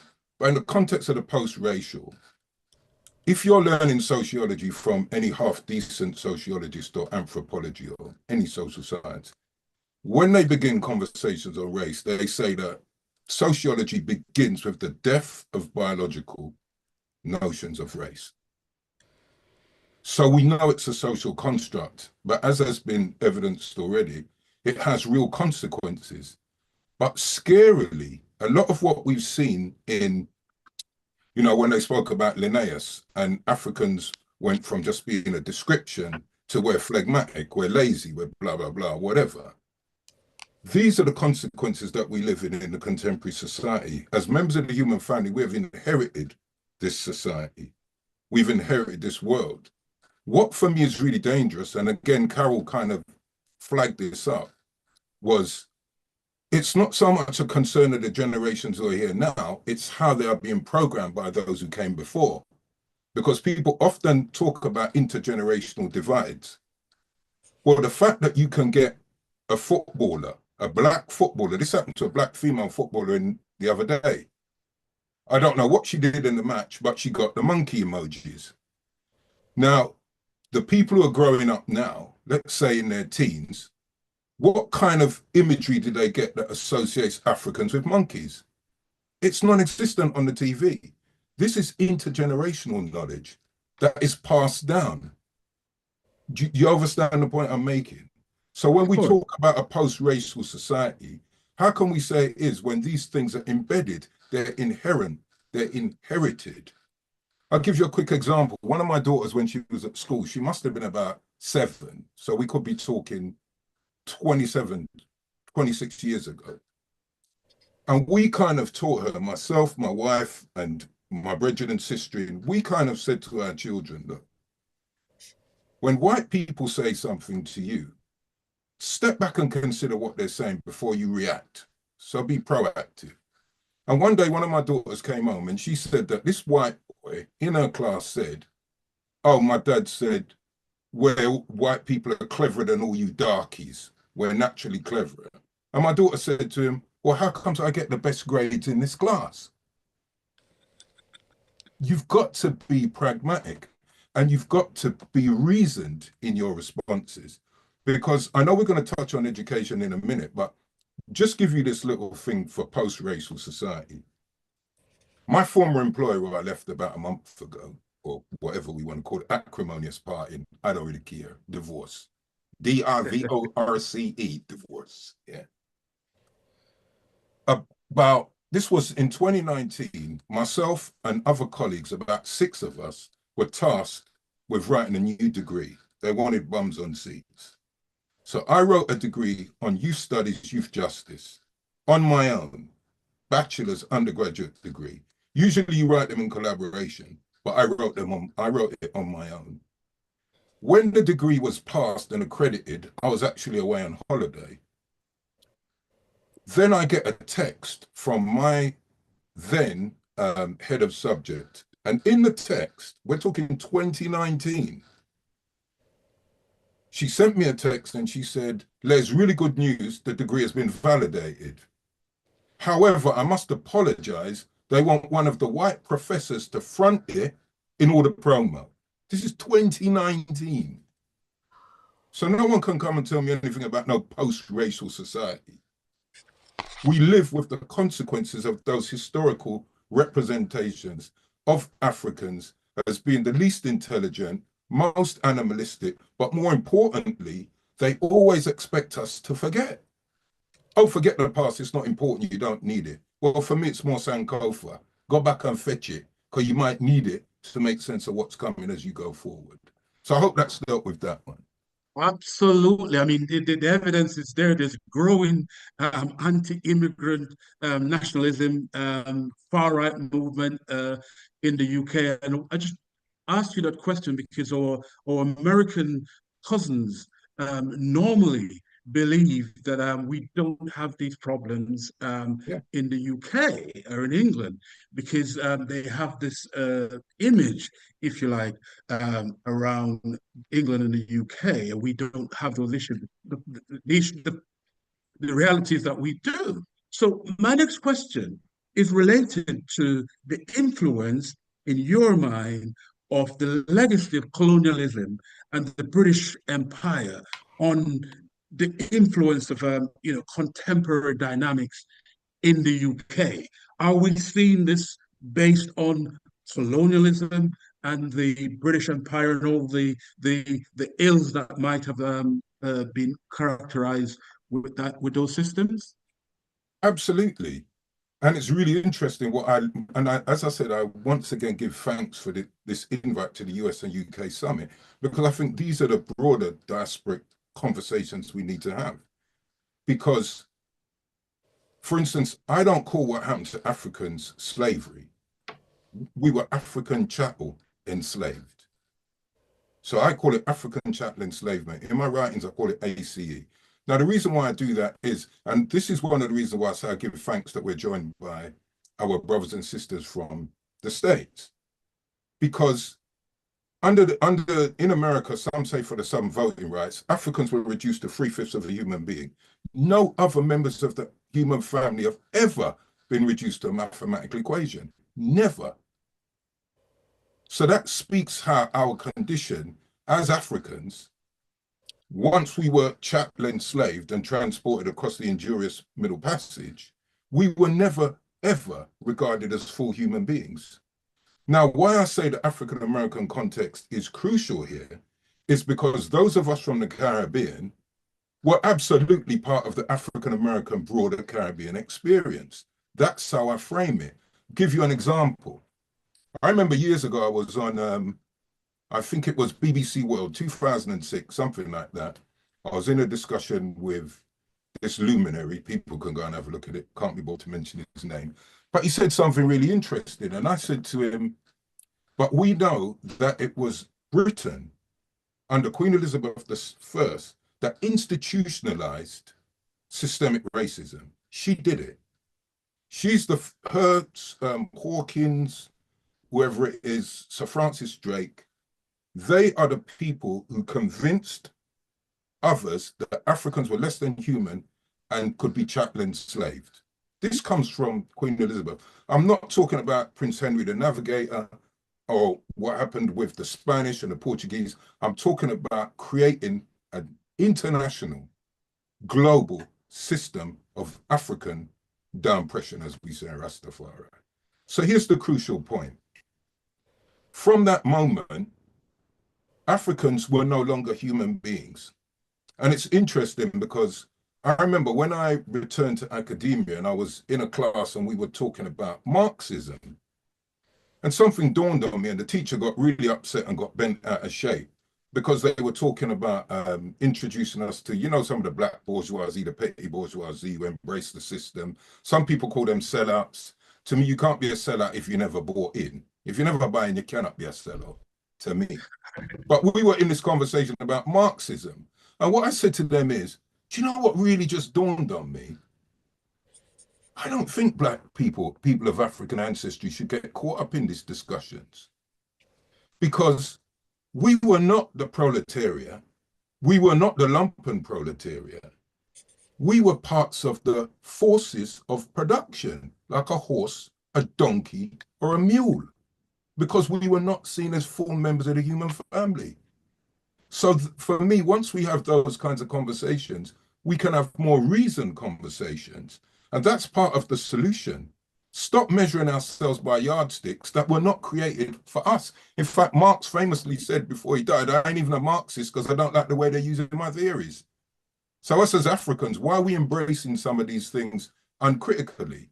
And I know people like Cedric Robinson do really good critiques of Black Marxism, But my point is this, unless we understand the historical root of how, as Africans, we became the most disenfranchised, disaffected, dehumanized members of the human family ever.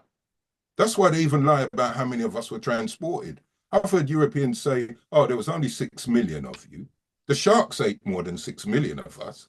The sharks changed their feeding patterns to follow the enslaved ships. So to me, what we need to do is we need to, as my wonderful mentor, Prof. Gus John always reminds me, don't be wrong-headed when you enter these conversations. Get some evidence to back up the fact that as Africans, what is happening to us now is no different from what was happening to us last year, 10 years ago, 50 years ago, 100 years ago. And as Dr. Catherine said, or I think it might have been in the film, this is only 300-400 years old, this notion of racism. people have always acknowledged different types of humans, but not necessarily on that scale of inferior, superior, more so than the Picts used to attack the Celts, or the Celts would attack the Picts, or whatever. So I hope I've addressed that. You have definitely addressed it. So basically, you've framed it very, very well in terms of how history has pretty much caused this current understanding, if you like, around race and identity. And we need to unpack that before we can even start to answer the question, what has race got to do with it? Just very quickly on that, because I like the fact that, you know, the question is, what has race got to do with it? But again, for me, what is really interesting about these conversations is, in England, they don't have conversations on race anymore. You tell me where the broader public conversations on race are, and especially when you've got Kemi the bad Enoch fronting some of this stuff. I thought Enoch Powell was the bad Enoch until we meet that one day. She is the bad Enoch. Yeah. For our American viewers and attendees, Kemi Badenoch is the current leader of the Conservative Party, and historically she's the first Black woman or Black person to head the Conservative Party. But we'll move on from that one quickly. That's another conversation. Yeah. That's another conversation. But what we do have, if we look at racism, it's pretty much at a system level, right? Because racism at system level is really, based on the film, is really about one race, in quotes, believing that they're more superior to another. So that's at the system level, and it manifests itself in various ways. So in terms of that system level, let me come to the academic question, because we're looking at potential solutions here. In what ways do you think systemic racism manifests in key societal institutions in the UK, such as education, healthcare, criminal justice system? Let's look at it through those lenses and see how we can, what is the reality of people say, this is how I experience racism in these systemic healthcare. We just had COVID, education, we know about the so-called underachievement of certain individuals or certain classes. Yeah. So very quickly, the first one in healthcare, we know there's disproportionality. Best example I can give you is there was a wonderful African Caribbean mental health project. It was unique and exclusive to African and African Caribbean people. It was called Family Health ISIS. They were based in Catford in Southeast London. I managed that project between 2006 and 2007. What really struck me about the disproportionality and the I don't know, what could we call it, abhorrent treatment of peoples of African ancestry, is for the first time I realized that, let's say you had a Black person and a white person present with the same, I don't know, external symptoms. The white person was invariably offered talking therapy. The Black person got the liquid kosh. And this is evidenced. That's in healthcare. If we look at disproportionality in stop and search, it's something like Blacks are more than something like 10 times more likely to be stopped than whites, and Asians 7 times more likely. So the concern here is how you actually present the skin you're in. You know, people say, I got stopped because I was driving whilst Black. But there's a currency there, and there's a reality that underpins that. We know that the police are systemically and institutionally racist because the society is systemically and institutionally racist. So a vulgar example of, let's say, Marx base and superstructure metaphor, if the economic underpinnings of these organizations is, let's say, funded by racists or people who want to maintain this status quo, all of the infrastructures and superstructures are going to be the same. how are they going to be qualitatively different? So it doesn't matter whether you're talking about at school or in hospital or any level of education, you will recognize this disproportionality because you will experience it. If I give you a very quick example again about the educational arena. So I came up with an idea for a master's called Global Black Studies, Decolonization and Social Justice. Myself and a wonderful team of colleagues, they got on board with me. We got it accepted, validated, etc. We ran it for 3 years, okay? Quite successfully. Now, when you say if you're measuring success, I was in a school that had criminology masters. Now, they've been doing criminology in that particular university for 40 years. Do you know for the 3 years the Global Black Studies ran, we graduated more students than the criminology MA? This is real stats. That's why I can say it. Anybody can check. Most years we graduated twice as many as the established MA. And yet that course, after a 7-minute meeting, was suspended last year. Now, this fits into the broader discussion about why so many pro-Black courses in the UK are being shut down. And it's not because they're not getting bums on seats. It's because, for me, the wider systemic and institutionally racist environment that we live in don't want people to be conscientized. Gone are the days when you can have a Black history course and 99.9% of the people who will be exposed to the reasoning are Black. The world doesn't work like that anymore. So the best way to stop others, especially global majority people, from seeing how they are impacted within that systemic and institutionalized racism is to curtail the knowledge, stop the knowledge, get rid of the knowledge. And that's the deliberate things that we're facing in the UK right now.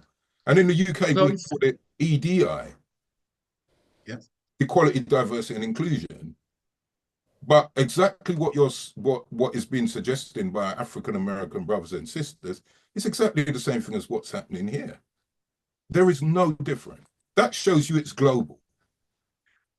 Absolutely. And that's why it's so great for us to bring these platforms together.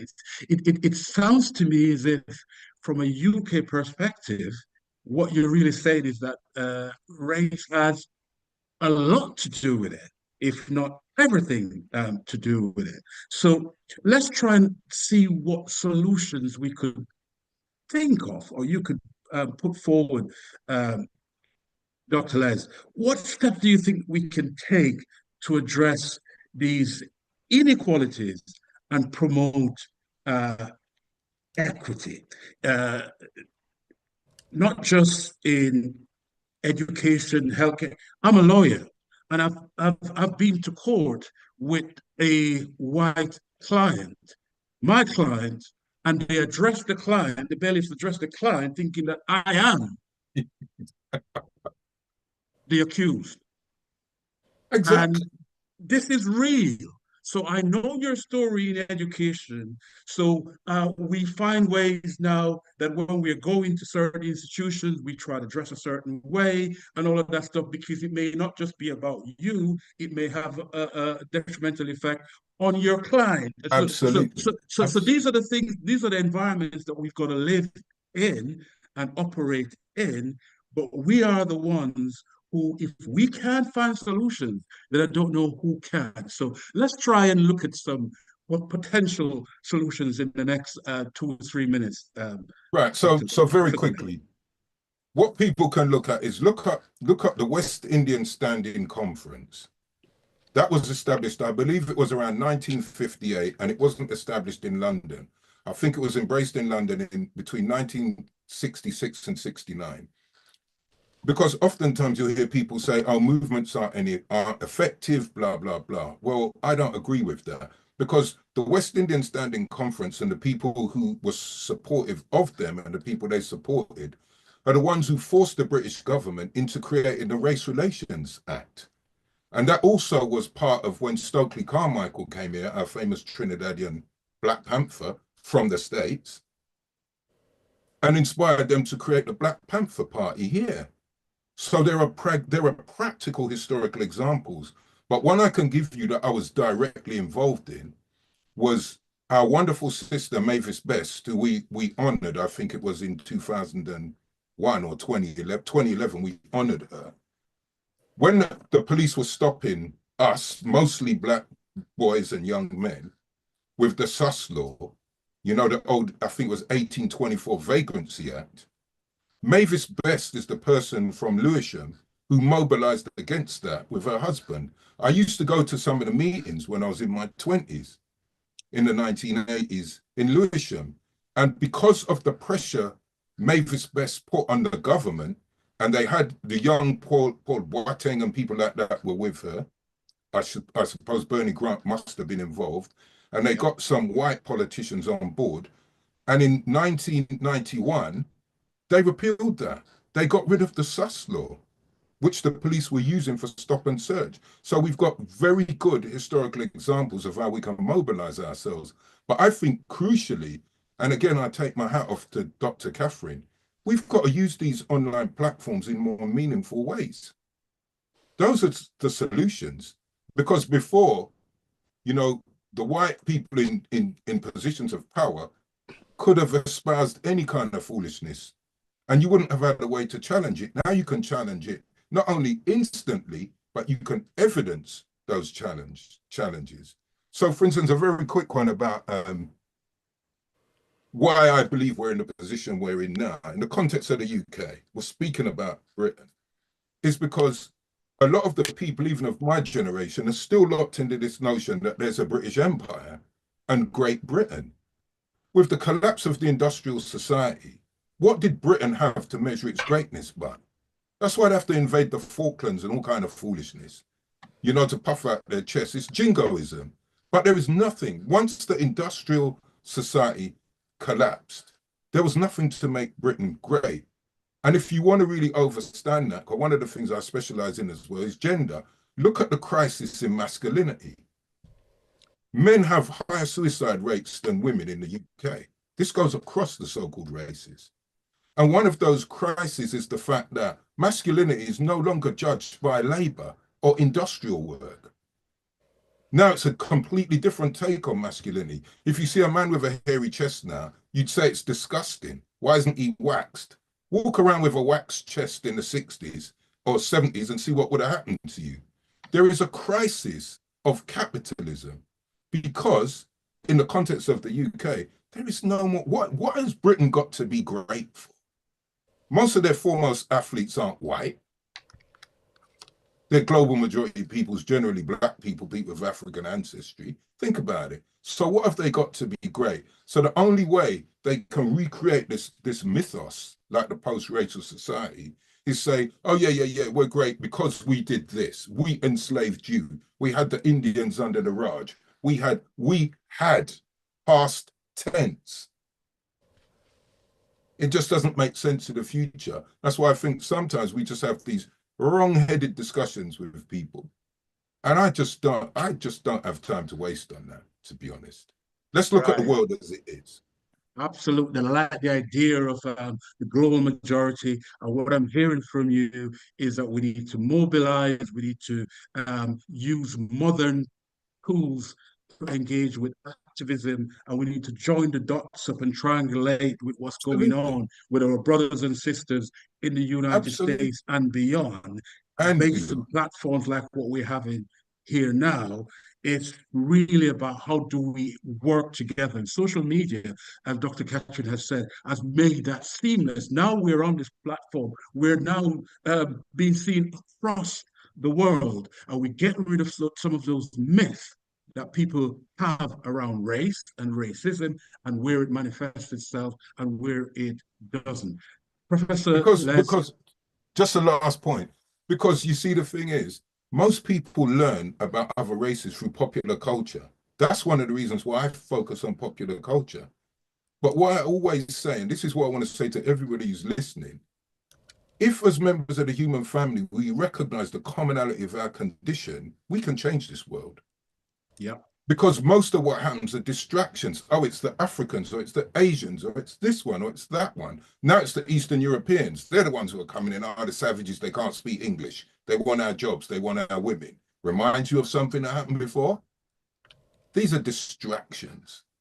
If we get down, and I'm not saying accept differences. That's not what I'm saying. What I'm saying is you accept the commonality of your condition. Because we had this briefly in a drum class I had with this wonderful brother called Ras Hopper. He's from Jamaica. He knows that in parts of Jamaica, they say only. Where my parents come from, they say hongle. They're still Jamaicans. Yeah.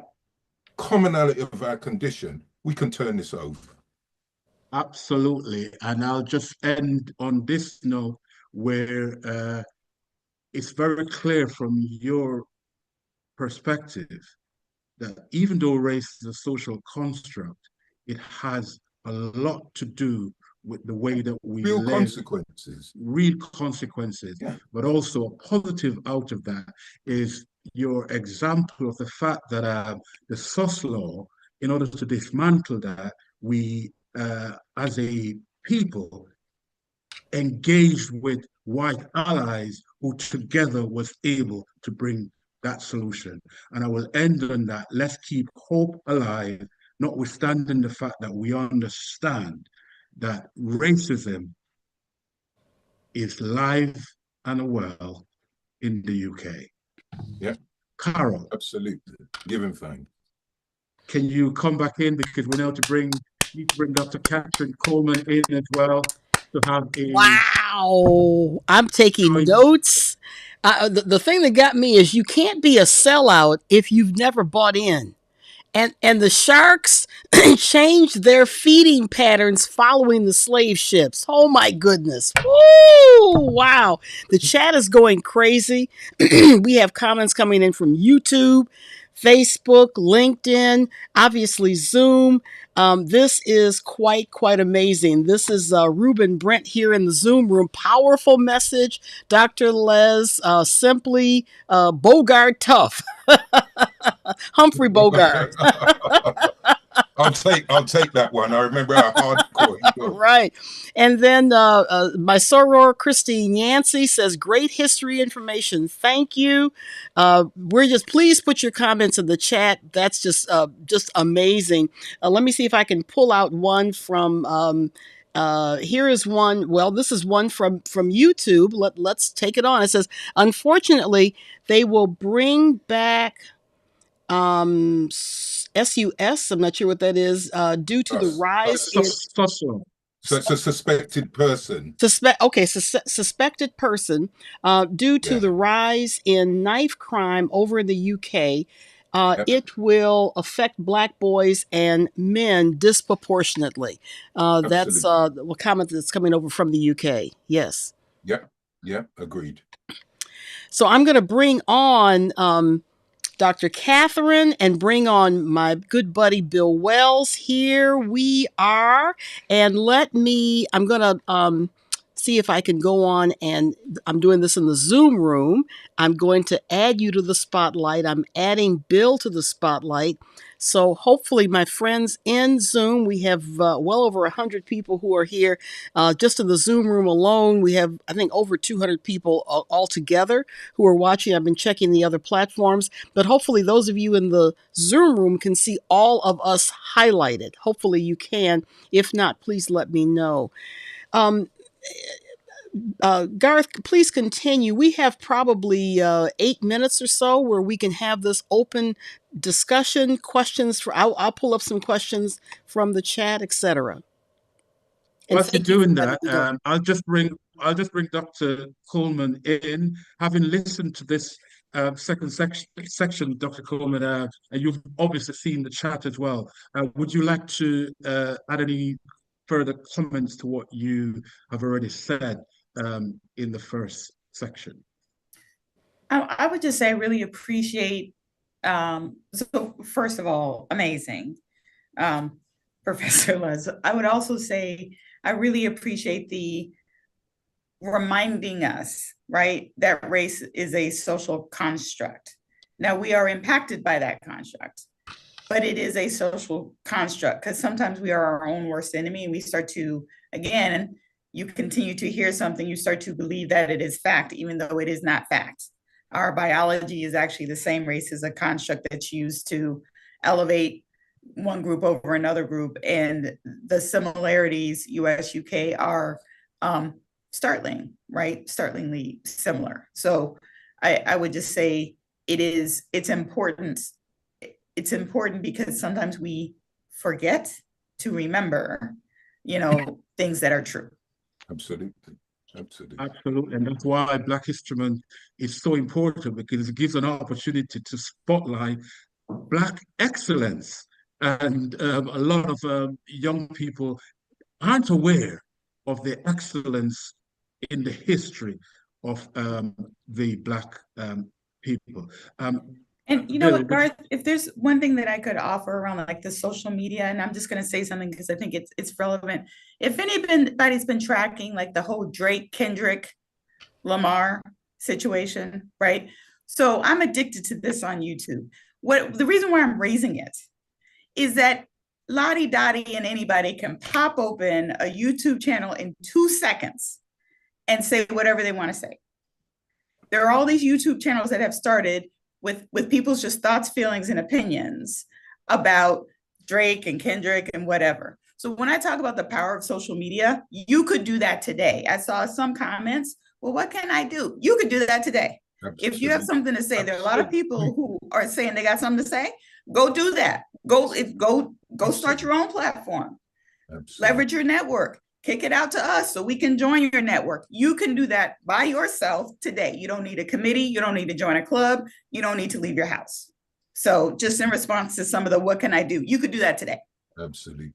Another thing that you can do, following what Dr. Coleman has said, and all these comments are just powerful, is that if you're in the US or the UK, because I know they're in the UK, you can take out a membership in Costco's. Costco is the big box company. They sell food products and clothing, etc.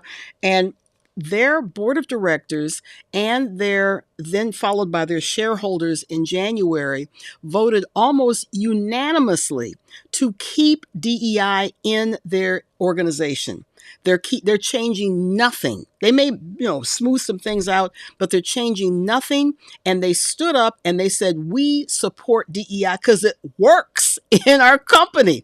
So take out a membership in Costco's. I know Dr. Brown is here from the UK. He showed me his Costco's card last month. So I know it's in the UK. It's all over the United States.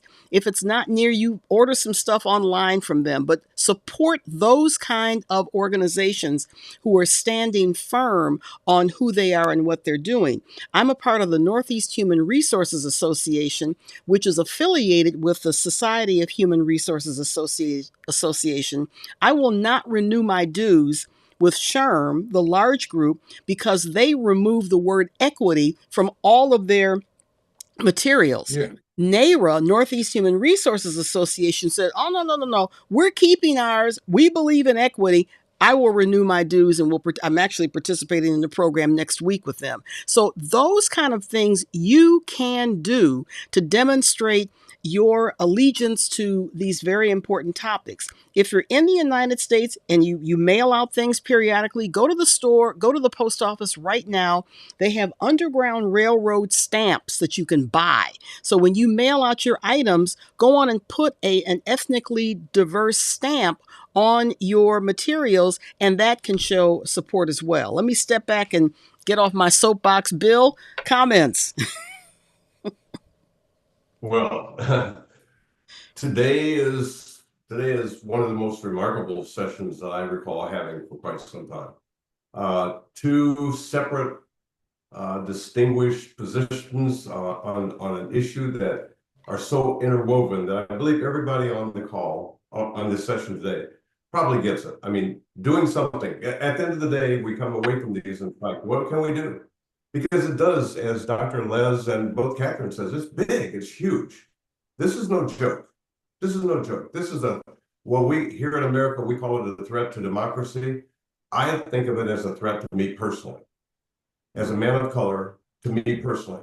And anybody who remotely looks like me, and or those that are a part of the women's group or a part of the other groups. Catherine said it perfectly. It's an attack on all of us. And so it's not just up to us to try to eradicate racism, whatever. That's not going to go away. I mean, it's a sickness, it's a disease, it's embedded in the minds and hearts of so many people. It's going to stay.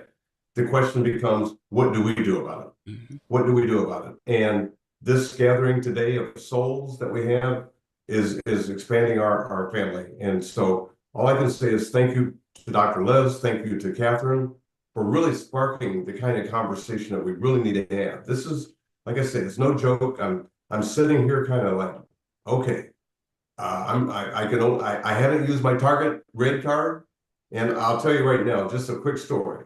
I happen to be in Maryland right now, right outside the DC belt, and on the way back from the airport to getting to my destination, we went through an area, and there's a Target store, and it happens to be kind of in what people call the hood. And all I saw going into the Target store were people who look like me. I'm like, wow, they didn't get the memo. So we had work to do. So anyway, I'll stop with that. But again, wonderful session today. Again, just thank you. I've seen a lot of the comments in the chat. Everybody's engaged, and this is really, I'm really impressed and really thankful for all of this. So thank you, Carol, for again offering the platform to participate. Thank you, Garth, for the partnership. Dr. Les, Dr. Catherine, thank you, thank you, thank you. Right. Listen, boycott keeps coming out in the chat, and someone said this is not our first rodeo. So, Professor Henry, how it's not our first rodeo? We've done this, and how do we avoid the fatigue of thinking this ain't gonna work, nothing's gonna change? Can you just give us a reason to continue to hope? And as Reverend Jackson said, keep hope alive. Well, for me, hope is good, but I'm kind of more pragmatic and practical. Because if, as Africans, we were not resistant and transcendental, we wouldn't be here. Because the Europeans who carved up the continent like a cake did not expect us to be in their future, which is why myself and my brethren, Brother Hakeem, when we do some of our presentations, we look at blacks in sci-fi. In sci-fi, you wrote your future. We were absent, so we were not supposed to be here. And we should also acknowledge the Caribbean, because this is also their Black History Month across the Caribbean. But in sum, I'll quote from one of my favorite authors. I had the pleasure of meeting her in 1994, along with the wonderful Anthony Browder, Dr. Marimba Ani, from a brilliant book, Yurugu. And one of the things what Marimba Ani said is, white people only have the power over us because we continue to give it to them. I'll say it again. She said, white people only have power over us because we continue to give it to them. And if there is one thing that we're going to say at the end of today's summit, we're going to stop giving away our power. Yeah. Amali Yeshatila said it. He said, people act like power isn't anything. He said, get some power and people will change their opinion of you overnight. Amali Yeshatila said it, the chairman. That's what he said. That's why, for me, one of the biggest distractions is when they try to get us, as peoples of African ancestry, how we want to style ourselves, to think that the argument isn't about power. It's about power, disempower. That's why the project I'm working on right now is called Whiteness as Rightness. And I'm looking at racial enfranchisement, because they're always focusing on us as Africans as being disenfranchised. But if we are, the flip side of that coin is someone is being enfranchised. Look at Peggy McIntosh, the invisible knapsack of white privilege. It is about being enfranchised just because of the skin you're in. In anthropology, we call it ascription. It's written on your body from the day you come out of the womb. Just like our derogatory notions of what it is to be black are written on our black bodies as soon as we come out the womb. So, and with wow. Carol, over to you to wrap up. Oh boy, This is just we amazing. could go on and on and on. I just want to put one last comment up here from one of our friends on Facebook. And the comment is, we want to see genuine action from institutes and organizations. I believe this person is from the UK because of the way that they spell organizations. And many use the correct word, term, and EDI or DEI policies, but are they implementing what they preach? So that's going to be probably our homework assignment, as we know what a lot of corporations said in 2020, the summer of 2020, when George Floyd was executed on the streets of Minneapolis, and they all lined up and they were going to do X, Y, and Z. And now it's almost like it's flight time because of the person who is in the White House. My point is, these brilliant keynote speakers who have delivered a brilliant message today, Dr. Katherine Johnson Coleman and Dr. William Les Henry, they're basically saying what Bill Wells, Garth Dallas, and I are saying. It is time to wake the hell up and see what is taking. You can't sleep on this. If you're in the United States, you have to somehow get involved. If they are smashing and burning government employees, getting rid of them wholesale, having judges to have injunctions to see if it's constitutional or not. These are civil government employees who are under attack, whether they're with USAID, like my friend Mark Germain, or my niece who works for the government, or a whole lot of my friends and sorors. It is time for everybody to wake the hell up and see it is time to get involved. And as Dr. Johnson Coleman has said, go on social media platforms, make comments, as you all are doing now. The 5-alarm fire is here. It is here. It's been planned on for probably 10 plus years. It is here. It is being executed. And you cannot go to sleep on this. Even if you are a government employee, the time is now. And we are expressing ourselves this way with Black History Month. One word from each of our speakers, just 1 or 2 words in closing in terms of what are our marching orders. Dr. Katherine Johnson Coleman.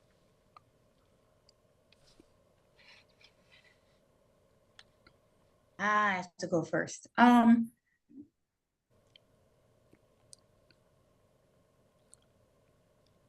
quote something from Star Wars, which is, "Rebellions are built on hope." I like it. Thank you. Like it. Professor Les. I'll give you one of mine. Knowledge gives us the power to liberate or enslave. All right. All right. Excellent. Excellent. Bill Wells. I have nothing. I am like ready just to take the advice of both. I mean, it's just no more conversation. This paralysis by analysis. We've had enough of this. Time for action. Time for action. So thank you again to both the speakers, and count me in. I'm joining your armies. Man, amen. And Garth Dallas. Yes, the revolution will not be televised. It's just come up in the chat. Right. It's about how we've created the platform. We want you to hold us to account, tell us what we can do, but not just that. Work with us to see how we can genuinely move this on from just a platform where we talk to action, measurable actions, because that is what I want, that's what we want, and we've given you the ammunition, we've given you the excellence, we've given you 2 great speakers. Now we want to bring some real action from this and work together to join hands across the Atlantic. Yeah. I echo everyone's comments and thoughts. I see my friend Yvonne Watson, who said organize locally. That's the bottom line. Local activities, working with your neighbors, people who are in your areas, and moving that elsewhere. That's how we can have systemic and positive change. You can organize, you can do things, you can demonstrate. I still have my Harris sign up from the election, and I live in a neighborhood that is heavily focused on Trump. But I left my sign up because I want people to know I did not vote for him. I don't stand for what he stands for, and do not bother my sign at all, which no one has done. Thank goodness. Thank you all so much. I'm riled up. This has been fantastic on these different platforms. Yeah, we're going to keep doing this because it's time for us to mobilize and to move forward. We need to see you on screen. We can't see you. You can't see me on screen? Oh my goodness. Oh, well, all right, let me do this. I think I'll be able to do this, hopefully. I'm going to remove my dear friends here. There we are. I think maybe you can see me as we're closing out. Can everyone see me now who's in Zoom? I know my friends elsewhere. Yeah, all right. So again, I'm just riled up. I'm fired up and ready to go. Wake the hell up. I'm using profanity because it is time to wake up. Thank you very much to all who have participated. We will have the recordings, the chat that's here, all of that will be at mssconnect.com in the next week. So you can come back and review it. Also on the various social media platforms on Facebook, LinkedIn, and YouTube. They will be there. Please send people there so that they can view and hear these electric speakers and all the things that just matter the most for each and every one of us, no matter what country you're in. Thank you all so much. Take care, and we'll see you at the next event. Take care. Bye-bye now. Can the speakers stay on? Can the speakers stay on? Oh, yeah. No, what you can do is if you would get off and then come back separately on the Zoom link. That'll be fabulous. All right. Thank you, everybody. Take care. Bye-bye.